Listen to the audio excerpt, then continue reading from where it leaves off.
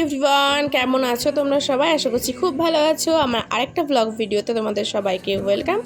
তো দেখো, উঠে গেছি ঘুম থেকে উঠে। আর আজকে বাইরের ওয়েদারটা এত ভালো, এত রোদ ঝলমলে, আমার তো খুব ভালো লাগছিলো।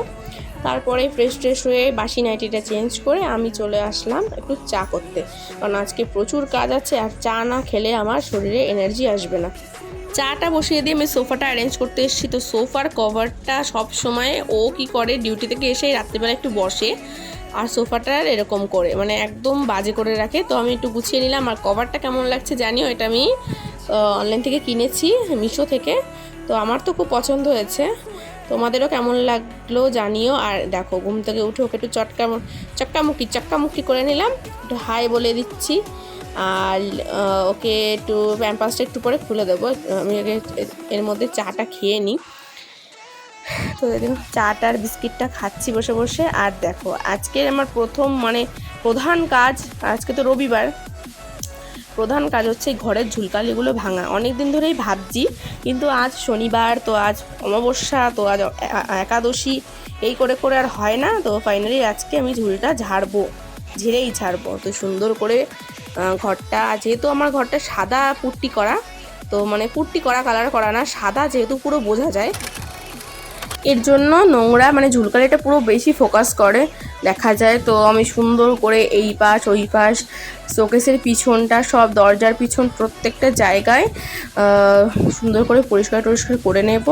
তারপর এই ঘরটা পরিষ্কার হয়ে গেলে এবার এই ঘরে এসে এই ঘরটাও পরিষ্কার করে নেব।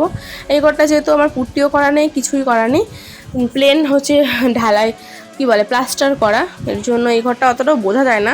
তবু এই ঘরটা পরিষ্কার করে নিয়েছে। হোয়াইট ক্যামেরা দিয়ে ভিডিও করলে কি হয়, এরকম পুরো ধুলো বালিগুলো ভিজিবল থাকে, দেখো পুরো গুঁড়ো গুঁড়ো দেখা যাচ্ছে। এবার সিঁড়িঘরটা পরিষ্কার করে নেব। আর এই ঝুলঝাড়ের স্ট্যান্ডগুলো না খুব ভালো। আমার বিয়ে হয়েছে প্রায় 3.5 বছর, তো 3.5 বছর ধরে আমি কন্টিনিউ ইউজ করছি, এখনও সেই নতুনের মতোই।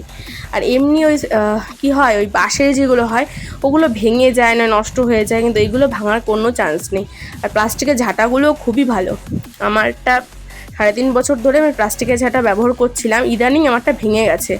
দেয়ালে একটা আরশোলা বসেছিল, যেই ঝাঁটা দিয়ে মারতে গেছি আর পটাশ করে ভেঙে গেছে। তো এই ফাঁকে আমি হাত মুখটা ধুয়ে এসে ওকে একটু দুধটা খাইয়ে নিলাম।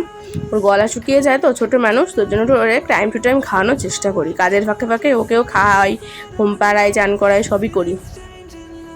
তো তারপরে ঘরটা ঝাড় দিয়ে নিচ্ছি সুন্দর করে, এই ঘর ওই ঘর, সিঁড়ি ঘর সব সুন্দর করে ঝাড় দিয়ে নেবো। আর দেখো কত সবজি এনেছে কালকে যখন এসছে।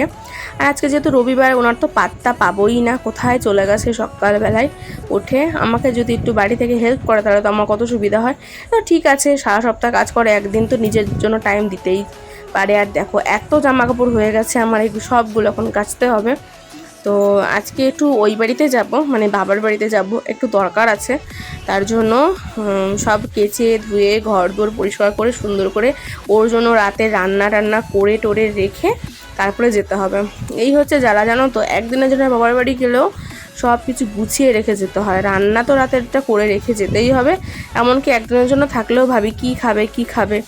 তো যাই হোক, দেখো অনেক কথা বললাম, এবার ওকে দোলনায় দিয়ে আমি সবজিগুলো কেটে নেবো। তো আজকে যেহেতু আমাদের তো জানো নিরামিষ চলছে, শ্রাবণ মাস, তো অনেক কিছুই নিরামিষ হলে সেদিন অনেকগুলো পদ রান্না করতে হয়, নাহলে কি দিয়েই বা খাবো। এর মধ্যে আবার একটু বৃষ্টিও হয়ে গেল ঝমঝমিয়ে। তো বৃষ্টি হওয়ার যেই দেখেছি মেঘ করে এসছে, ওই ফাঁকে আমি তরকারি কাটা রেখে তাড়াতাড়ি গিয়ে মেয়েকে চান করিয়ে নিয়ে এসেছি। শ্যাম্পু দিয়ে সুন্দর করে ওকে চান করিয়ে নিয়ে এসে, যেহেতু মামা বাড়ি যাবে, সুন্দর করে সাবান দিয়ে শ্যাম্পু দিয়ে স্নান করিয়ে নিয়ে এসে খাইয়ে ঘুম পাড়িয়ে দিয়েছি। তো দিয়ে এই যে আমি যে চান করে এসেছি, অমনি দেখি উনি উঠে গেছে। আর সকাল থেকে সেই যে চা বিস্কিট খেয়েছি, কাজের ফাঁকে কিছুই খাওয়া হয়নি, ওর জন্য ছাতু গুলিয়ে নিলাম একটুখানি, আর ওর জন্য দুধ গুলালাম। তো আমি খাবো ছাতু, আর আমার সঙ্গে খাবে ডুডু। আর ওকে, ও যেহেতু তাকিয়েছিল, ওর মুখে আমি একটুখানি 1 চামচ ছাতু দিয়েছিলাম। তো এই যে দুপুরের লাঞ্চ দেখো, প্রথমে খাচ্ছে ঘি ভাত, তারপরে লাল শাক ভাজা, উচ্ছে আলু ভাজা, পটল ভাজা, মুগ ডাল আর ঝিঙে পোস্ত।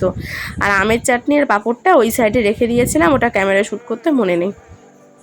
তো এই হচ্ছে, এই এত কিছু ভাজাভাজি করতে গেলে অনেক সময় লেগে যায়। আর এইটা আমার খাবার, আমি এখন খাবো আস্তে আস্তে। তো মানে এই যে দেখো এবার দুপুরবেলা একটু ঘুমটুম দিয়ে উঠে ওনাকে রেডি করিয়েছে। আর আজকে ফার্স্ট টাইম ওনাকে এই জুতোটা পরিয়েছি, দেখ পা দিয়ে জুতোটা খুলে বেরিয়ে যাচ্ছে। আর ওর বাবা খেয়ে দিয়ে আবার কোথায় চলে গেছে খোঁজ নেই।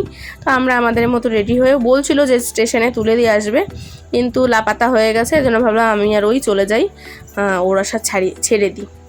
তো এই চিকনকারি কুর্তিটা আমার দিদি দিয়েছে, আর এই জামাটা আমার বৌদি ওকে দিয়েছে, মানে আমার মেয়ের মামি দিয়েছে ওকে। তো ওকে সুন্দর করে রেডি করিয়ে নিয়ে একটুখানি দুধ খাইয়ে নিয়ে যাচ্ছি, আর একটুখানি দুধ বোতলে করে গুলিয়েও নেব, নিয়ে কাপড় দিয়ে পেঁচিয়ে নেবো, তাহলে গরম থাকবে।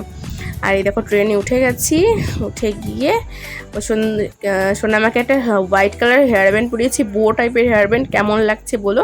আর দেখো আমরা চলে এসেছি, মা আমাকে আনতে গেছিলো বনগাঁ স্টেশনে। তো মা একটা কলের জন্য মটর কিনলো, মটরটা কিনে মা আমি আর সোনা পাখি 3 জন মিলে চলে এসেছি। আর আজকে একটা ফানি জিনিস হচ্ছে, সেটা হচ্ছে আমি বিনা টিকিটে এসেছি। এই ফার্স্ট টাইমে বিনা টিকিটে ভ্রমণ করলাম, কারণ আমিও স্টেশনে এসেছি আর ভীষণ বিজোরে বৃষ্টি নেমে গেছিলো। তো আমাদের বাড়ি এই পাশে আর টিকিট কাউন্টারটা ওই মাথায়, এর জন্য আর যেতে পারিনি, মেয়েকে নিয়ে কষ্ট হচ্ছিলো, ব্যাগ নিয়ে মেয়েকে নিয়ে।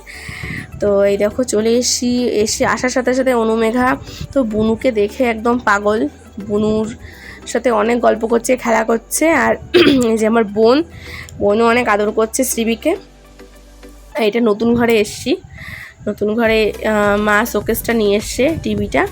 আর দেখো পরের সেদিন রাত্রিবেলায় দুধ দিয়ে আমাদের রুটি দিয়ে খেয়েছিলাম। সকালবেলায় মার সাথে যে ব্যাংকে যাচ্ছিলাম, আমার দরকার হচ্ছে হঠাৎ করে আসার, ব্যাংকে একটু মার কাজ আছে।